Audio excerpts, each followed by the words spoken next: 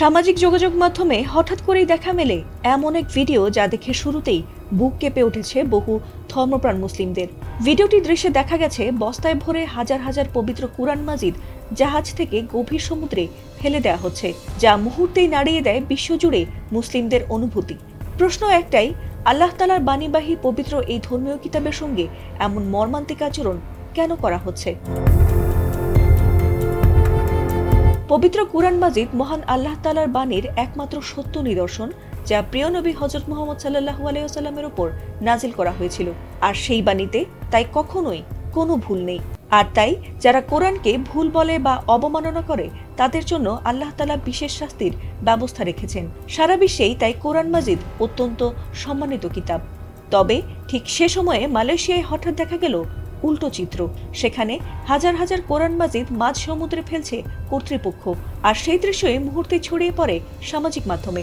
আর তাতে হতবাক হয়ে যান অনেকেই, কারণ মালয়েশিয়া একটি মুসলিম সংখ্যাগরিষ্ঠ দেশ, যেখানে কোরআনের প্রতি শ্রদ্ধা প্রশ্নাতীত। তাই স্বাভাবিকভাবেই অনেকেই বিষয়টিকে অবমাননা হিসেবে দেখছেন। উন্নত প্রযুক্তি এবং অভিজ্ঞ চিকিৎসক দলের নিরলস প্রচেষ্টায় আমরা আছি আপনার পাশে। ডেল্টা হাসপাতাল। কিন্তু সত্যটা জানার পর সেই চিত্রটি হয়ে ওঠে সম্পূর্ণ ভিন্ন আর গভীরভাবে তাৎপর্যপূর্ণ। আসলে কোনো ধর্মীয় বিদ্বেষে নয়, বরং কোরআনের বিশুদ্ধতা রক্ষা করতেই এই কঠোর ও অভিনব পদক্ষেপ নিয়েছে মালয়েশিয়া সরকার। কারণ সামান্য হরফ বা হরকতের ভুলে সূরার অর্থের বড় ধরনের পরিবর্তন ঘটে, যা সাধারণ মানুষের কাছে পৌঁছলে সেটির ফলে বড় ধরনের বিভ্রান্তি ছড়াতে পারে। আর তাই ধর্মীয় বিধান মেনে অননুমোদিত ও ত্রুটিপূর্ণ প্রায় ৯,০০০ কোরআনের কপি গভীর সমুদ্রে বিসর্জন দেওয়া হয়েছে বলে জানিয়েছে মালয়েশিয়ার কর্তৃপক্ষ। দেশটির স্বরাষ্ট্র মন্ত্রণালয়ের তথ্য মতে চলতি বছরের জানুয়ারি থেকে মার্চ পর্যন্ত প্রায় ১৭৫৮টি স্থানে অভিযান চালিয়ে ৬,৬২০টি অননুমোদিত কোরআনের কপি জব্দ করা হয়।